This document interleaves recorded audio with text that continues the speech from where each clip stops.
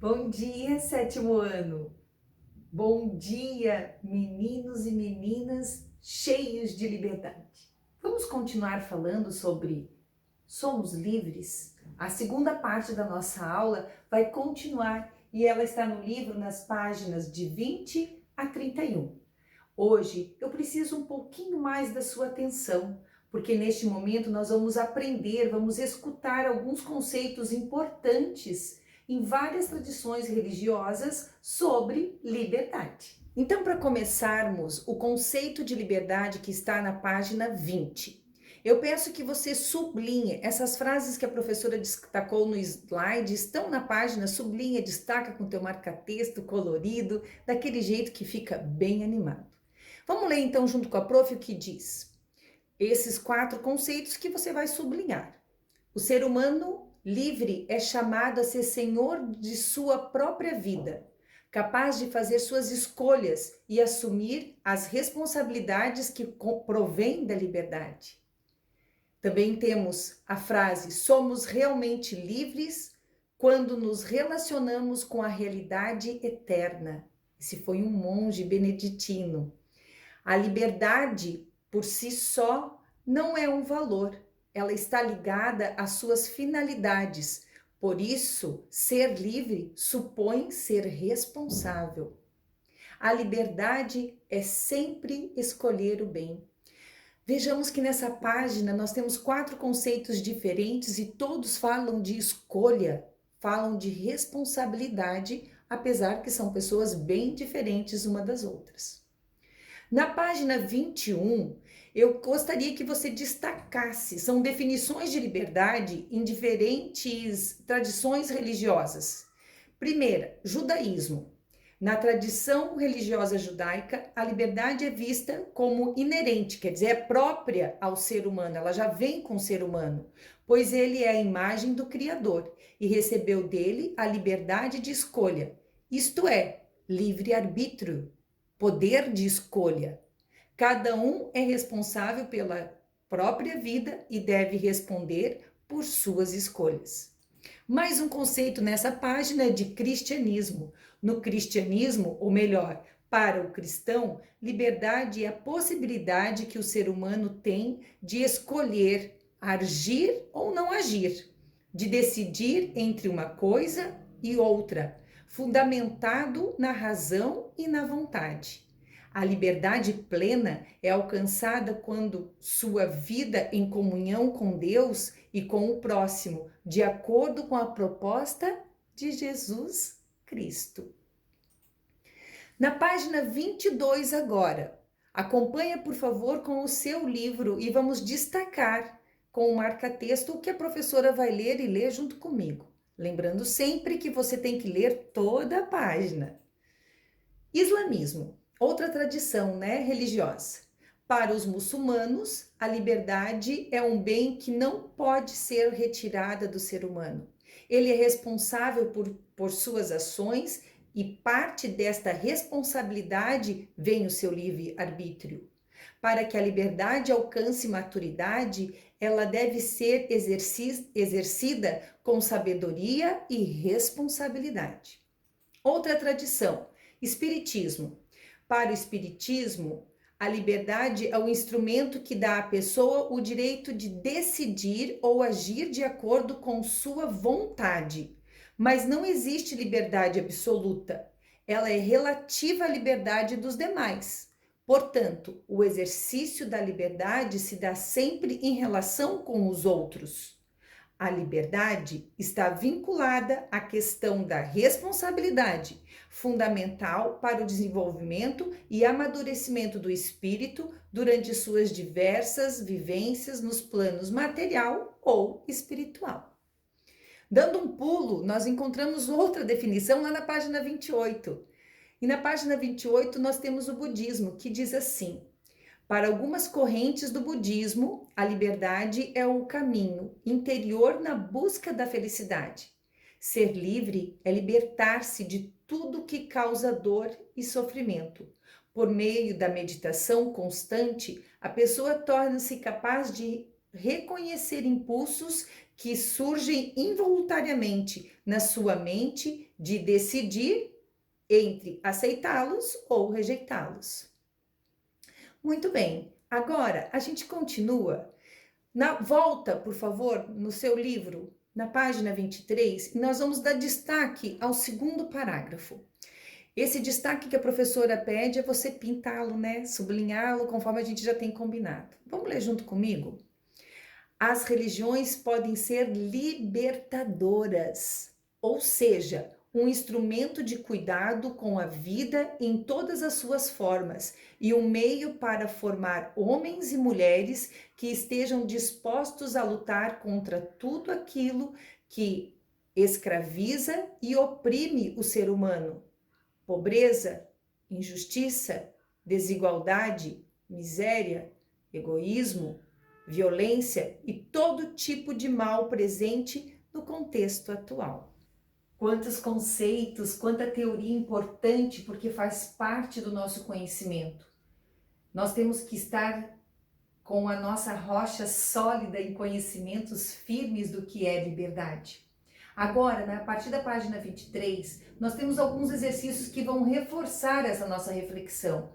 A primeira questão que você vai responder pede: como será que nós podemos usar essa liberdade para ter um futuro melhor? Na questão número 3, número 4, são questões importantes que você deve responder também, sendo que a última parte aqui, que é um trabalho para criar um texto, nós vamos conversar na nossa aula online. Então, por favor, não responda somente essa última parte. Agora, olha só, página 24. Pare um pouquinho, analise essa imagem. Grandes asas com uma cadeira. Eu não vou falar agora, eu quero te ouvir lá na nossa aula. Quais são os elementos? Do que ela está formada? O que ela representa? Qual será realmente a intenção do artista? O que você consegue ver quando você concentra o seu olhar nesta obra de arte?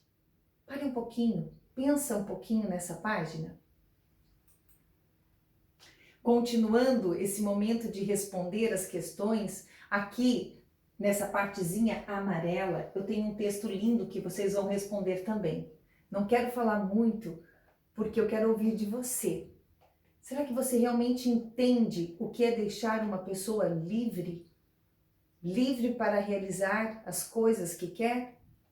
Lê, e nós vamos conversar depois na nossa aula ao vivo. Não precisa fazer a questão número 2, porque ela propõe um trabalho bem bacana para fazer uma escultura, mas como nós não estamos num momento diferente, a questão número 2 não precisa fazer, ok? Na página 26, mais uma vez, eu peço que vocês leiam. Aqui é um pedacinho do discurso do Papa Francisco, que coloca a sua reflexão para jovens como vocês sobre o que é liberdade.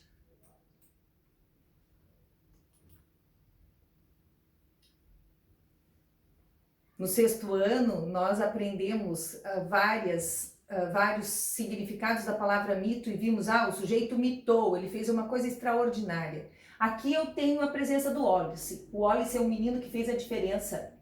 Eu preciso que você, não precisa responder escrevendo, mas eu preciso que você responda oralmente, pense, leia com atenção, para que a gente possa te ouvir. Ouvir o que ele fez. O que ele fez de tão extraordinário, que envolve também a liberdade. Essa é que página cheia de conhecimento. Leia com muito amor no coração. Pare, pense, analise o que está escrito aqui. Tem um exercício bacana mesmo na página 29, que pede para você colocar B para o bom uso da liberdade e M para o mau uso da liberdade. Prejudicar a mim e os outros é bom ou mal? Escravizar-me, né? Será que é um bom uso ou um mau uso? São palavras que nós vamos discutir também Por isso que eu peço que você sempre leia todas as páginas, tente responder, para que a gente possa na aula ao vivo ter mais discussões. Aqui, vamos parar um pouquinho e pensar nessa imagem. Parece simples, né? Uma pessoa caminhando no caminho, uma jovem, e aqui tem um estudo de uma universidade. E tem uma pergunta no final. Tem uma pergunta que deixa a gente sempre pensativo. Será que os jovens realmente sabem usar a liberdade que têm? Aproveitam de forma sadia? Responda que eu quero te ouvir. Mais uma página do nosso livro que tem questões que ela aponta sobre a liberdade. Relacione ética e liberdade de acordo com as principais tradições, o que realmente é importante para cada tradição. Aqui entra aqueles conceitos que nós fizemos lá no início da nossa aula. Escreva uma mensagem sobre o tema deste capítulo para uma pessoa especial para você. Você vai escrever uma mensagem. Pode usar esse espaço em branco aqui. Antes de começar sua produção, reflita sobre as questões a seguir. Essas questões nós já refletimos, mas elas pedem mais uma vez. O que é liberdade? Somos livres? Sabemos diferenciar o bem e o mal? Aí você vai escrever a sua frase para uma pessoa que você queira falar. Mesmo que você não mande, qual a frase que você vai escrever? Escolha uma das questões acima e escreva uma frase que sintetize o que você aprendeu no capítulo inteiro.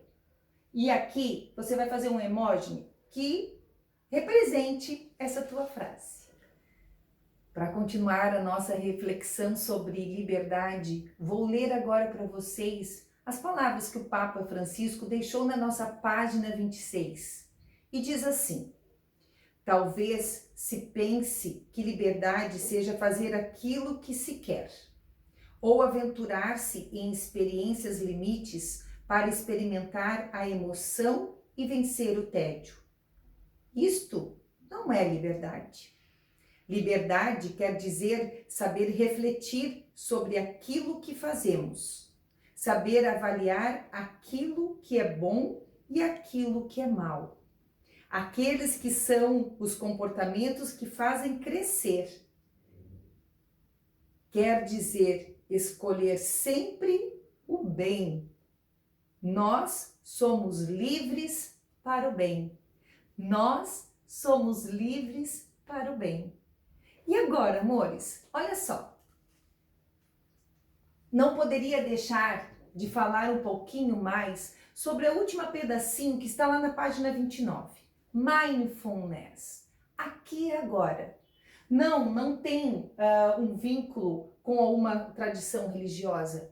É uma maneira diferente. E eu gostaria que você escutasse esse vídeo agora com muita atenção, porque para ter liberdade, muitas vezes, nós devemos praticar também o mindfulness. Oi, gente!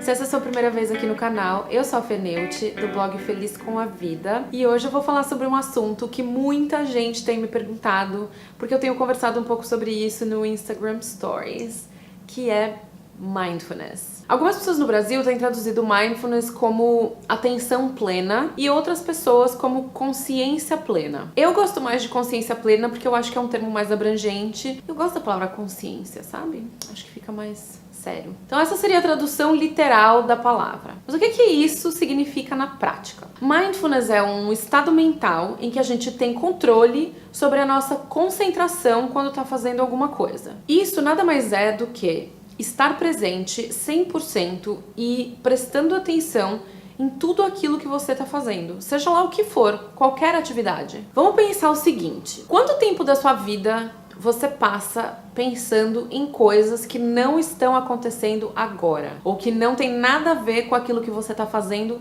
nesse momento? A gente pensa muito no que aconteceu no passado, a gente se preocupa muito com o futuro. Isso é tão comum que um grupo de psicólogos de Harvard decidiu fazer um estudo e eles descobriram que 47% do tempo a gente tá imaginando coisas. E isso, gente, é um número surreal. Se vocês pararem pra pensar, é metade da nossa vida que a gente tá perdendo de aproveitar o presente pra pensar em coisas que estão completamente fora do nosso controle. Toda vez que você fica pensando no passado, em coisas que você não pode voltar atrás, não pode mudar, que já passou, você tá perdendo um tempo precioso de fazer o seu presente e o seu futuro melhor. O passado, ele pode ser extremamente útil para fazer a gente aprender a viver melhor. Com os erros do passado, a gente consegue ser uma pessoa melhor no presente. Mas não é disso que eu tô falando. Eu tô falando da gente ficar assim: ai, eu devia ter respondido isso pra fulano. Ai, quando meu chefe me perguntou aquilo, eu devia ter falado aquilo. Ai, meu Deus, não acredito.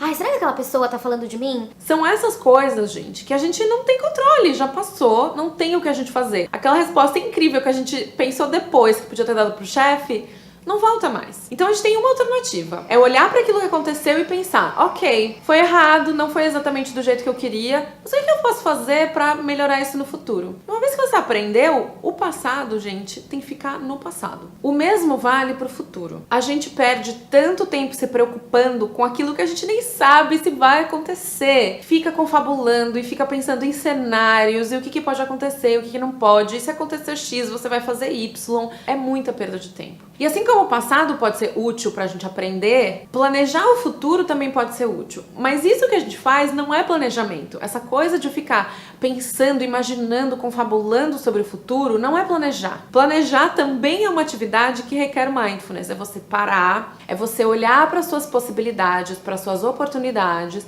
e planejar uma rota, um caminho daquilo que você quer fazer no futuro. Quando você só confabula sobre o futuro, você só pensa, você só deseja coisas, mas você não faz, você não age, isso é perda de tempo. E tempo que você poderia estar focando no presente para chegar lá. Uma outra coisa que tem prejudicado muito a nossa atenção e concentração são as redes sociais. E eu falo isso, gente, porque eu sou uma viciada em redes sociais em recuperação. Você pode assistir mais sobre isso num vídeo que eu gravei. Hoje em dia, a gente tem consumido uma quantidade imensurável de informação. E consumir informação não é o mesmo que absorver informação.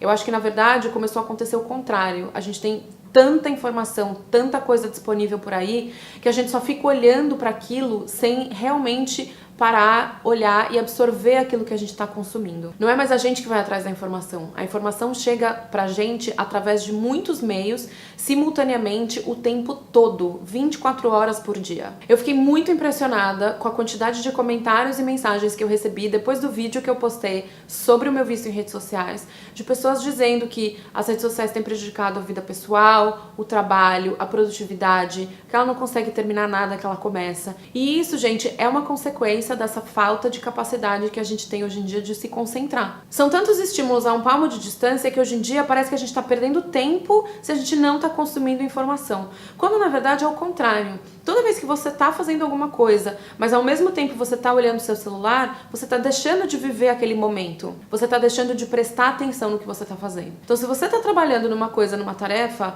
e você para a cada 5 minutos para checar uma notificação do seu celular, você não tem como se concentrar naquela tarefa. Eu sou uma pessoa extremamente ansiosa. Ansiosa ao ponto de que isso é um problema na minha vida, é um problema que eu tento constantemente melhorar. Esse problema se agravou muito quando eu decidi pedir demissão do meu trabalho para viajar e trabalhar como freelancer, por 2 motivos. Um, porque o meu futuro era muito incerto. Então eu não parava de pensar no que ia acontecer, se eu ia conseguir ganhar dinheiro, se eu não ia, quanto tempo eu ia ficar viajando. Tudo era muito incerto e isso me gerou uma ansiedade muito grande. E o outro motivo de ansiedade foi que eu tava indo para lugares que eu sempre sonhei, mas ao mesmo tempo eu não tava conseguindo aproveitar da maneira que eu gostaria, porque eu tava me preocupando com o futuro. E para completar, eu tava longe de todo mundo que eu amava, da minha família, dos meus amigos. Isso fez esse meu vício em redes sociais ficar muito pior, porque eu tava constantemente olhando o que todo mundo tava fazendo e pensando em tudo aquilo que eu tava perdendo, que eu não tava participando. Passava um dia, eu olhava para as fotos daquela praia da Tailândia paradisíaca e pensava: nossa, eu não aproveitei nada daquele dia, porque eu tava pensando no futuro, porque eu tava olhando tudo nas redes sociais. E virava um ciclo sem fim, porque eu olhava pro passado com arrependimento, eu ficava pensando no futuro com preocupação, aquilo não me deixava aproveitar o presente, e eu ficava o tempo inteiro buscando nas redes sociais essa fuga em que eu ia participar de alguma forma daquilo que todo mundo tava fazendo e eu não. E sendo bem honesta, esse looping frequente de ansiedade me acompanhou até muito pouco tempo atrás. Foi quando eu decidi que eu precisava precisava encontrar uma forma de controlar um pouco mais essa ansiedade. E foi então que eu comecei a praticar mindfulness. Esse era um assunto que eu já tinha lido muito tempo atrás, mas eu nunca tive interesse em praticar. Eu achava que era meditação, eu achava que eram coisas que não tinham nada a ver comigo. Eu decidi quebrar o preconceito, parar pra olhar melhor, e hoje eu vou contar um pouquinho pra vocês como é que o mindfulness tem me ajudado. Uma coisa que eu queria deixar bem clara é que mindfulness não é uma moda. Não é uma palavra exótica que apareceu por aí há pouco tempo e que agora de repente todo mundo tá falando sobre isso. Mindfulness é uma coisa inerente do ser humano. A gente precisa de concentração, a gente precisa de silêncio, de atenção no que a gente tá fazendo. A segunda coisa é que você não precisa mudar quem você é pra fazer isso. Acho que uma coisa muito comum é pessoas com bastante energia, muito extrovertidas, que é o meu caso, achar que mindfulness é uma coisa que você não vai conseguir fazer. Mas você pode se surpreender, com a sua capacidade de ficar em silêncio, e 2, do quanto isso vai te ajudar ainda mais a ter energia, aproveitar melhor a sua vida e momentos em que você quer estar perto de outras pessoas. A terceira coisa é que você não necessariamente precisa começar a praticar mindfulness através da meditação. Mindfulness é uma coisa muito simples. A gente só precisa começar a prestar atenção e incorporar pequenos novos hábitos à nossa rotina, até que isso comece a se transformar num estilo de vida. É claro que a meditação ajuda, e eu vou falar sobre isso no próximo vídeo, mas ela não é um pré-requisito para você começar a praticar mindfulness. E eu quero te fazer uma proposta de exercício agora para te mostrar exatamente isso. Vamos fazer assim. A próxima vez que você tiver uma refeição que você puder fazer sozinho, eu quero que você sente à mesa, não no sofá, não televisão ligada, não celular na mão, livro, revista, nada. Nenhum tipo de estímulo. Eu quero que você sente à mesa com o seu prato, que você preste atenção em tudo o que está acontecendo durante aquela refeição. Seria ainda melhor se você fizesse essa refeição em casa ou num lugar que você não tivesse muito estímulo à sua volta. Eu quero que você olhe cada elemento que tem no seu prato, que você pense nas quantidades de comida que você colocou lá. Por que você fez aquela mistura de alimentos naquele momento? E eu quero que a cada garfada você coloque a comida na boca e mastigue com consciência, prestando atenção em cada mordida. Em vez de pensar no que você está fazendo, o ideal é que você sinta que gostos você está sentindo. É ácido? É salgado? É doce? É crocante? É macio? Todas essas sensações, sem parar para pensar naquilo que você está fazendo. Sentir que gostos você sente, qual é a sensação de ter aquela comida na boca, é uma comida cremosa, mais dura. Eu quero que você ouça o som da sua mastigação. Eu quero que assim que você engula, você sinta aquela comida descendo. Eu quero que você faça isso com intenção e faça isso durante toda a refeição. Isso, gente, nada mais é do que um exercício de mindfulness. É você estar presente naquele momento, é você prestar atenção naquilo que está acontecendo. E como a gente come todos os dias, eu acho que é um excelente momento para você fazer a sua primeira prática de mindfulness. Eu sei que para muita gente isso parece impossível. Meu marido mesmo come em 5 segundos. Você não precisa parar para meditar, para fazer algo diferente do que você faz. Você tá comendo. Você só vai comer de um jeito diferente do que você tá acostumado. Isso é só um exemplo, gente, de como é que você pode praticar mindfulness em atividades do dia a dia. É você parar pra prestar atenção naquilo que você tá fazendo. Então não acha que você precisa virar um monge budista, que você precisa sentar por 30 minutos por dia e não pensar em nada. Não é isso. Quanto mais você incorporar a prática em coisas simples do seu dia a dia, mais fácil vai ser de você começar a praticar e incorporar novos hábitos que tem a ver com mindfulness na sua vida. Uma vez que eu incorporei essas pequenas práticas na minha vida, isso foi se tornando um hábito até o momento em que eu decidi que eu estava pronta para começar a meditação. Mais uma vez, eu espero que vocês tenham gostado do vídeo, que ele seja útil. Eu queria muito que vocês fizessem o exercício e que me contassem como é que vocês se sentiram depois dessa refeição. Não se esqueçam de se inscrever no canal e a gente se vê no próximo vídeo. Tchau! Aqui e agora. Exercício de viver o presente com toda a atenção possível. Atenção, não poderia deixar de falar para vocês. Esta semana é importante para você dizer: mãe, eu te amo. Liga para a avó, diz também que ama. Mande um grande abraço para sua mãe. Feliz Dia das Mães e até a nossa próxima aula ao vivo. Mas agora, olha para a prof e diz assim: tchau, prof!